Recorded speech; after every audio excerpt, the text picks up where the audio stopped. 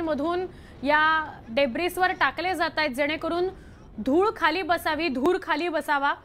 सगळं सिमेंट आणि सगळ्या गोष्टी ज्या उडालेल्या असतील त्या सगळ्या खाली बसाव्यात यासाठी सगळ्या बाजूच्या इमारतींवरून त्यांच्या गच्चीवरून या डेब्रिसवर स्प्रिंकलर्स टाकले जात आहेत। अजिंक्य, सर्वसामान्य माणसं सुद्धा गेले 3-4 दिवस सातत्याने नोएडातल्या या ट्विन टॉवर पाडण्याविषयी चर्चा करत होते।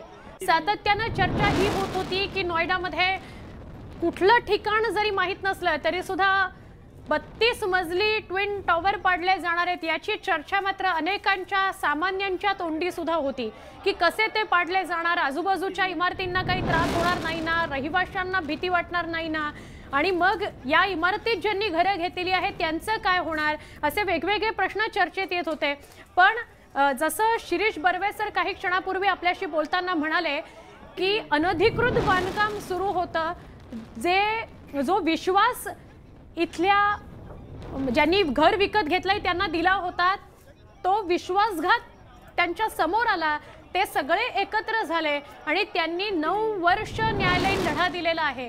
एखाद्या मोठ्या बिल्डरच्या विरोधात असा न्यायालयीन लढा देणं ही सोपी गोष्ट नसते, कारण अनेकदा सगळे रहिवासी एकत्र नसतात, त्यांची वेगवेगळी मतं असतात आणि त्यामुळे एक जोपर्यंत हे रहिवासी होत नाहीत तोपर्यंत हा लढा कमकुवत असतो।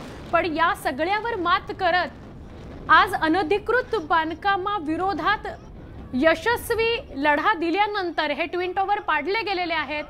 अनधिकृत बांधकाम करणाऱ्या सगळ्या बिल्डरना सुप्रीम कोर्टाने चाप दिलेला आहे।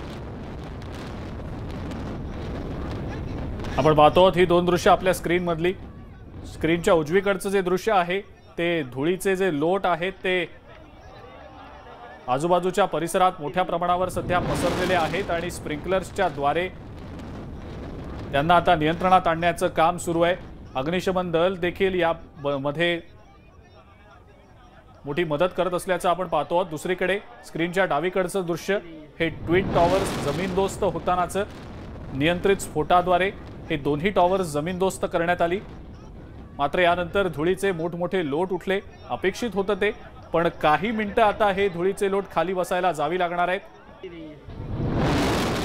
या सगळ्या ट्विन टॉवर्सच्या पाडकामाची चर्चा गेले काही दिवस सातत्यानं देशभरामध्ये सुरू आहे आणि आता या दोन्ही टॉवर्सचं पाडकाम हे झालेलं आहे।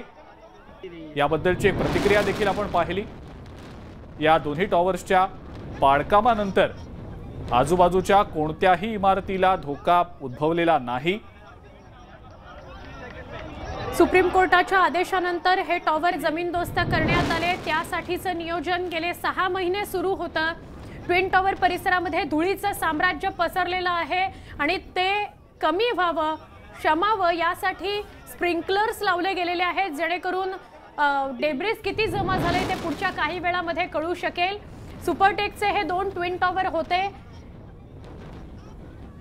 एपेक्स हा 32 मजली टॉवर होता तर सेयान हा 29 मजली टॉवर होता। अनधिकृत बांधकाम झालेलं होतं, इथे फ्लॅट्स घेतलेल्यांचा विश्वासघात केला गेलेला होता आणि म्हणून 9 वर्ष न्यायालयीन लढा दिल्यानंतर आधी उच्च न्यायालय, त्यानंतर सुप्रीम कोर्टाने खूप महत्त्वाचं ऐतिहासिक असं जजमेंट दिलं आणि हे ट्विन टॉवर पाडा असा आदेश दिला।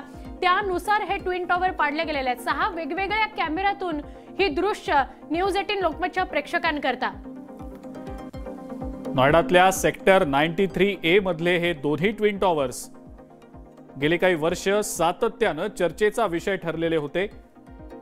या ट्विन टॉवर्सच्या बाबतीत लढा उभारला गेला आणि अखेर इथल्या या 2 ट्विन टॉवर्सना जे अनधिकृतरित्या बांधले गेलेले होते, नियमांची पायमल्ली करून बांधले गेलेले होते, ते जमीनदोस्त करण्यात आले। आपण ही दृश्य सध्या पाहतो आहोत। हे ट्विन टॉवर्स पाडले गेल्यानंतर नेमके काय परिणाम होतात हे यावर देखील प्रशासनाचं बारीक लक्ष होतं। आपण ही दृश्य सध्या आपल्या स्क्रीनवर पाहतो आहोत। धुळीचे मोठे लोट अजूनही तिथे दिसतायत। लेफ्टला तुम्ही सगळ्यात मोठं जे दृश्य बघताय ते खूप लांबून घेतलं गेलेलं आहे। या ब्रिजवर काही वेळापूर्वी खूप मोठी गर्दी जमा झालेली होती बघ्यांची। ट्विन टॉवर कसा पाडतात याविषयीची उत्सुकता होती। एकच कल्लोळ झाला लोकांमधून जेव्हा स्फोटाचा आवाज आला आणि त्यानंतर बघेपर्यंत पुढच्या काही सेकंदात म्हणजे साधारण 9 सेकंदात हे ट्विन टॉवर पाडले गेले. बरोबर आहे. आणि आपण पाहतो सध्या दृश्यांमध्ये स्प्रिंकलर्सद्वारे इथं फवारणी केली जाते.